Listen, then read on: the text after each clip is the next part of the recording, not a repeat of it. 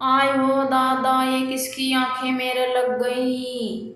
दोस्तों बताओ, ये किसकी आंखें मेरे लग गई इतनी बड़ी बड़ी। आय रे,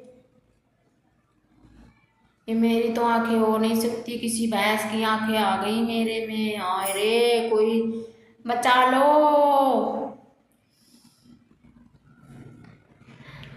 दोस्तों घबराओ मत, मेरी आंखें हैं और मेरा ही ये काजल है।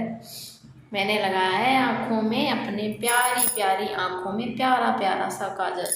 दोस्तों आप लोग वीडियो को ज़्यादा से ज़्यादा शेयर कर दिया करो, लाइक कर दिया करो, कमेंट भी कर दिया करो।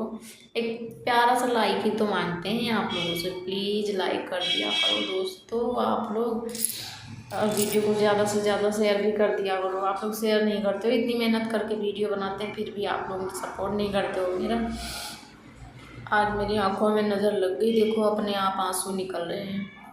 मेरी आंखें थोड़ी देर के लिए किसी ने चुरा ली थी, पता नहीं किसने चुरा ली थी। आप ये आई मेरी आंखें।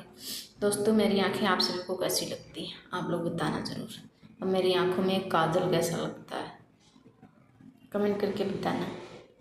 मेरी प्यारी सी आंखों में मेरा प्यारा काजल कैसा लगा आप लोगों को। चलो जूम करके दिखा देते हैं।